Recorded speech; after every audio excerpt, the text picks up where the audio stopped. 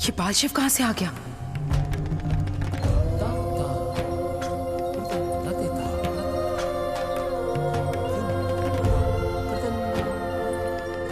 पिताश्री।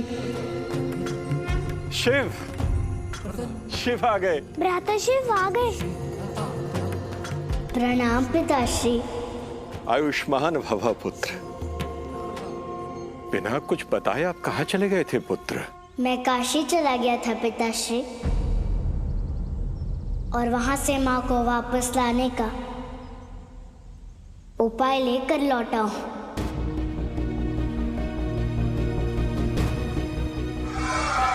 उपाय मिल गया तो अब शीघ्र माता के अवचेतन की अवस्था दूर कीजिए भ्राता शिव। हाँ पुत्र, अब हमें अधिक और विलंब नहीं करना चाहिए। शीघ्र माता को स्वस्थ कर दो पुत्र।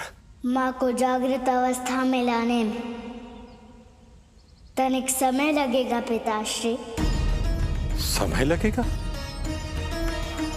क्यों पुत्र? क्योंकि मुझे वो औषधि लाने के लिए सुदूर ग्रह की यात्रा करनी होगी।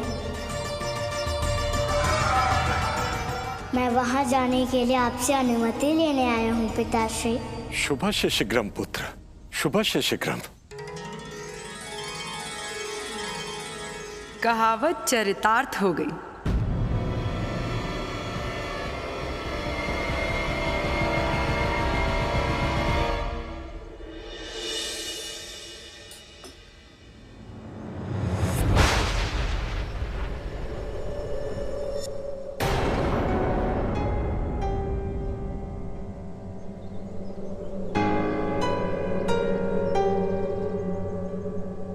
पूजा के समय दिया का बुझना अपशकुन माना जाता है। कहीं कोई अनहोनी तो नहीं? नहीं, मैं अनर्गल ही सोच रही हूं। अवश्य वायु के प्रवाह के कारण दिया बुझा होगा।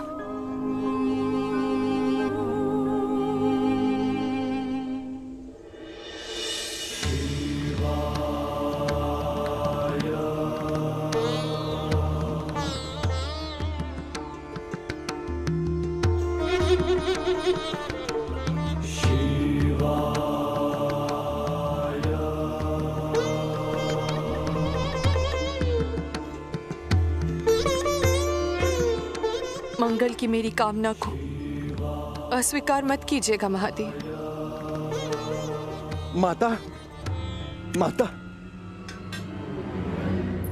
माता, प्रभु को काशी प्रवास के दौरान पाषाण बनी अपनी माता के चैतन्य अवस्था में वापसी का उपाय मिल गया है माता।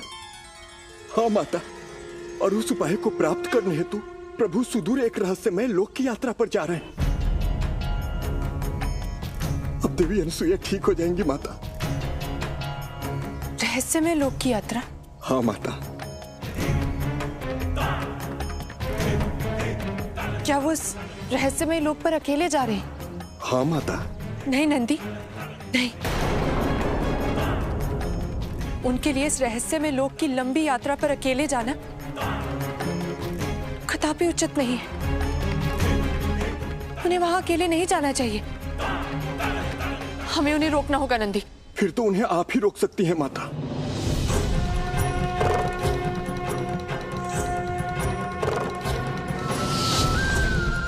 आप मेरा अपमान कर रहे हैं, मेरा और मेरी भावनाओं को उपहास उड़ा रहे हैं। यदि आपको मेरी हंसी अपमान और उपहास का सरदंश लग रही है तो अविलंब चले जाइए। क्या हुआ माता? आपके ललाट पर चिंता और मुखमंडल पर उदासी की रेखाएं क्यों उभर रही? मैं उन्हें किस मुंह से जाकर मना करूं नंदी? माता, आप उनकी सबसे अच्छी मित्र हैं, और मित्र कभी मित्र की बात नहीं टालते। आप प्रयत्न तो कीजिए। कभी मित्र थी नंदी, अब उनकी ये मित्र उनके लिए मृत हो चुकी है। उनके दुख का कारण हूं नंदी। वो मेरी कभी नहीं सुनेंगे।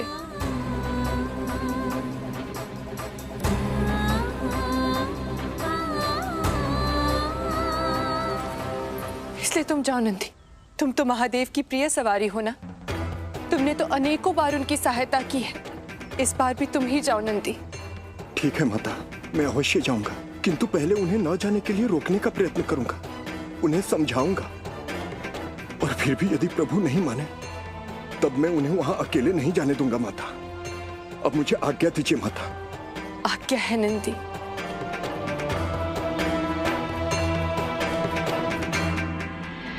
बिल्ली के भाग से छीका टूट गया माता। इसका अर्थ समय हमारे साथ है। किसके समय की बात हो रही है मातेश्वरी? हमारे समय के मैदाना।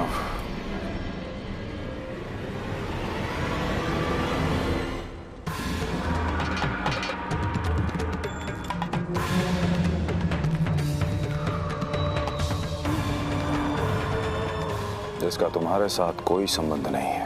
गहरा संबंध है ताड़कासुर। एक ओर आपकी तपस्या समाप्त हुई और दूसरी ओर मेरा कार्य पूर्ण हुआ। दोनों एक साथ एक समय, तो हुआ ना गहरा संबंध।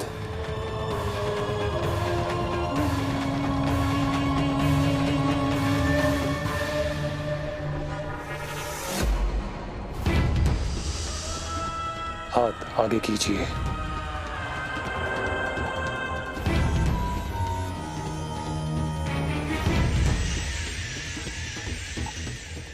मेरा कार्य पूरा होने का प्रमाण। अद्भुत कार्य किया है मैदाना। तुम्हारी जितनी भी प्रशंसा की जाए वो कम है।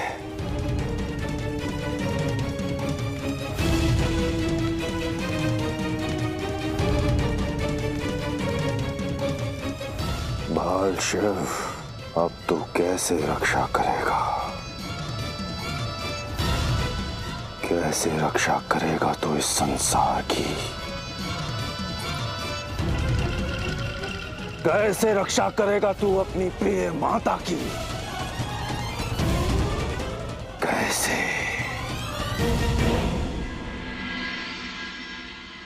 आप जिस लोक की यात्रा पर जा रहे हैं वहां मुझे भी अपने साथ चलने की अनुमति दीजिए प्रभु। आपकी इच्छा को जानकर मैं अनुग्रहित हुआ नंदी जी, किंतु मैं आपको वहां नहीं ले जा सकता नंदी जी। क्यों प्रभु? क्योंकि मैं वहां जिस नील वृक्ष से पुष्प लेने जा रहा हूं वो आपके भार को सहन नहीं कर पाएगा नंदी जी।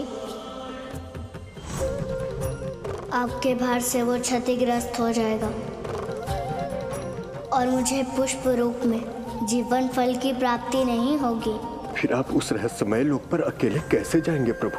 मैं अकेले कहाँ जा रहा हूँ नंदी जी, मेरे साथ दोनों भ्राता जाएंगे।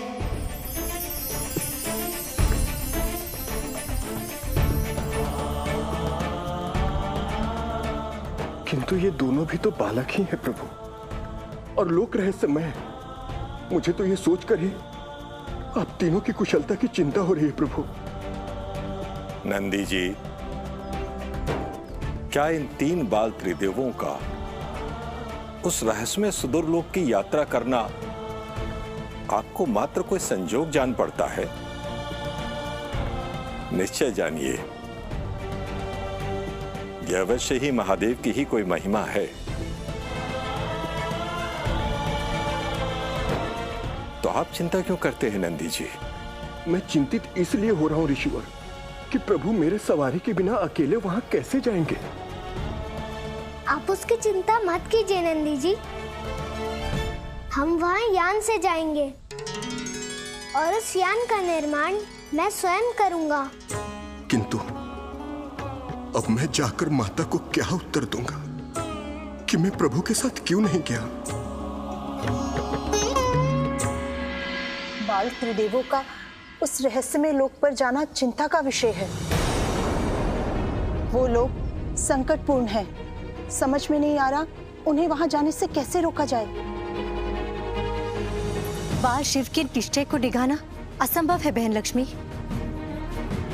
किंतु हमें कोई मार्ग तो ढूंढना ही होगा उन्हें वहां जाने से रोकने के लिए, अन्यथा भारी अनर्थ हो जाएगा। कहो नंदी, क्या नहीं जाने के लिए मान गए बाल शिव?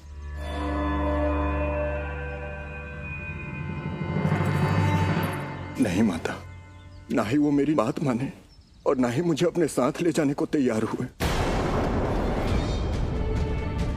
तुम तो उनके प्रिय हो, फिर कैसे नहीं माने वो तुम्हें साथ ले जाने को? क्योंकि माता, प्रभु ने कहा कि मेरा भार अधिक है और उस नील वृक्ष के पास कोई भी भारी वस्तु अथवा काया नहीं जा सकती, अन्यथा उसके प्रभाव से वृक्ष नष्ट हो जाएगा।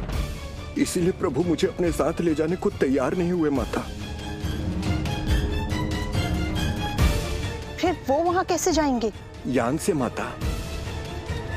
ब्रह्म रूपी देव एक विमान का निर्माण कर रहे हैं और उसी विमान से तीनों प्रभु वहां जाएंगे। यदि उनका दृढ़ निश्चय है तो हमें अपने पतियों की सहायता करनी होगी, किंतु किस रूप में हम उनकी सहायता कर सकते हैं?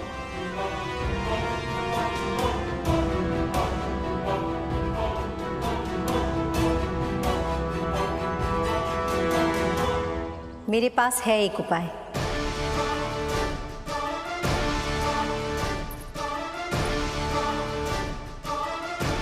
एक पत्नी का पति को सहयोग।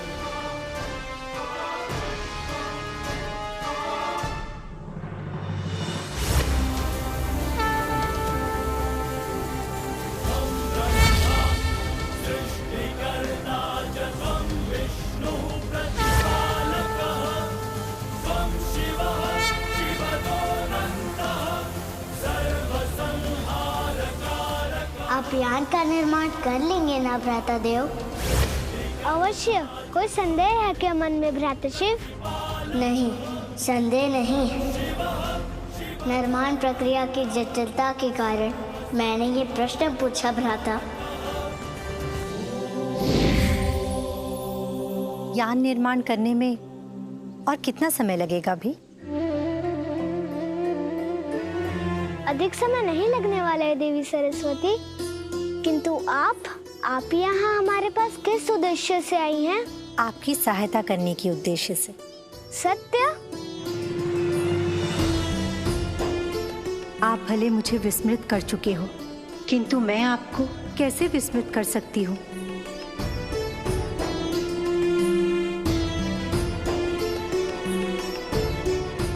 अनुमति है ना सहयोग करने की? भलाई के कार्य में अनुमति नहीं ली जाती। मुझे अपने इस महान कार्य में सहयोगी बनाने के लिए धन्यवाद।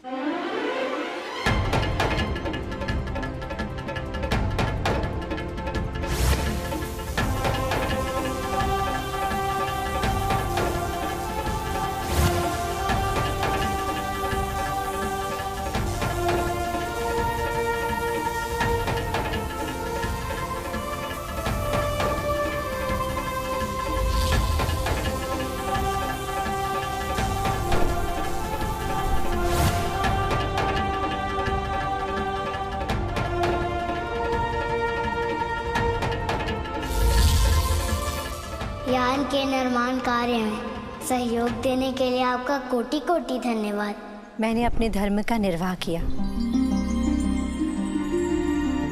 अब आज्ञा दीजिए।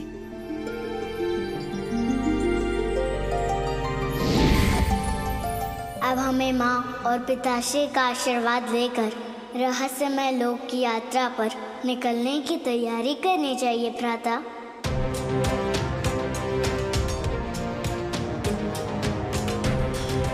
तो ये तीनों रहस्यमय लोक की यात्रा पर जाने वाले हैं। मुझे इनकी सूचना शीघ्र असुरराज तारकासुर को देनी होगी ताकि वो अपनी चाल का पासा फेंक कर इन्हें परास्त कर सके।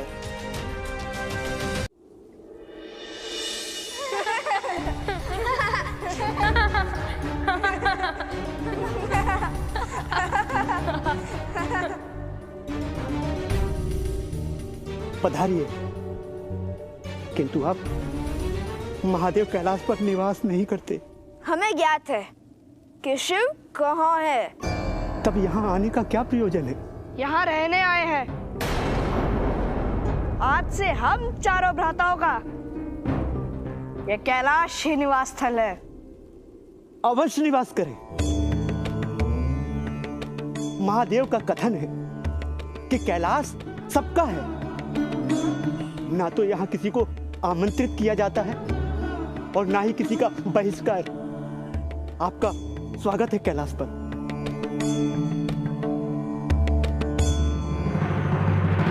मूर्ख भृंगी, कुछ ही दिनों में ये कैलाश सबका नहीं केवल हमारा होगा, हम सनत कुमारों का।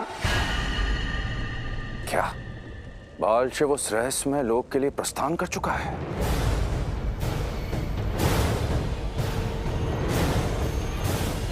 अजामुखी माय दानव कहाँ है? उसे तुरंत मेरे पास बुलाओ। मैं दानव को बुलाने की आवश्यकता नहीं है असुरराज।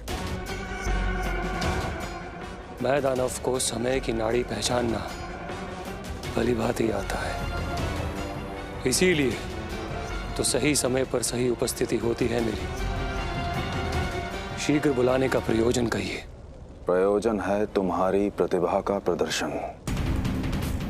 क्या तुम तैयार हो अपनी प्रतिभा से संसार को चमत्कृत करने के लिए?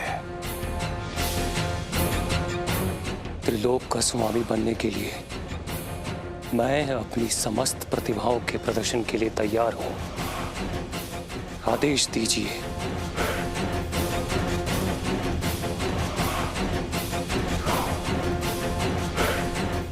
तो सुनो,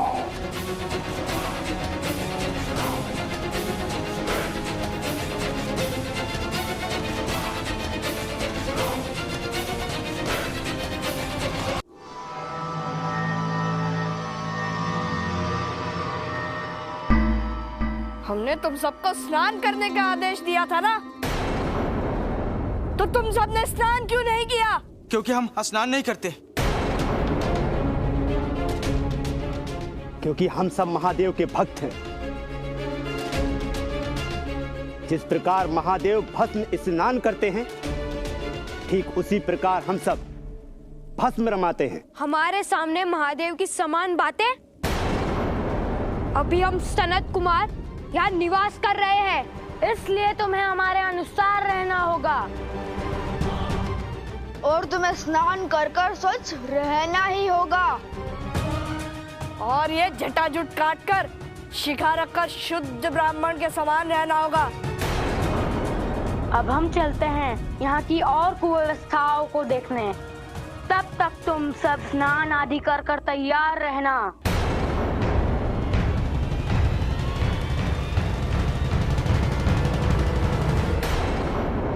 माँ, आशीर्वाद दीजिए कि मैं जिस उद्देश्य को हृदय में धारण कर अपरिचित लोक की यात्रा पर जा रहा, उसमें सफल होकर वापस लौटूंगा।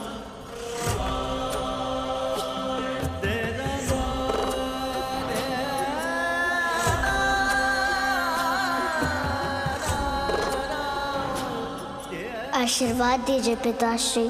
तुम्हारी इस यात्रा का उद्देश्य और तुम्हारी मनोकामना दोनों पूर्ण हो पुत्र। यात्रा में स्मरण रखना कि तुम्हारी मां का आशीर्वाद सदैव तुम लोगों के साथ रहेगा। विजयी भव।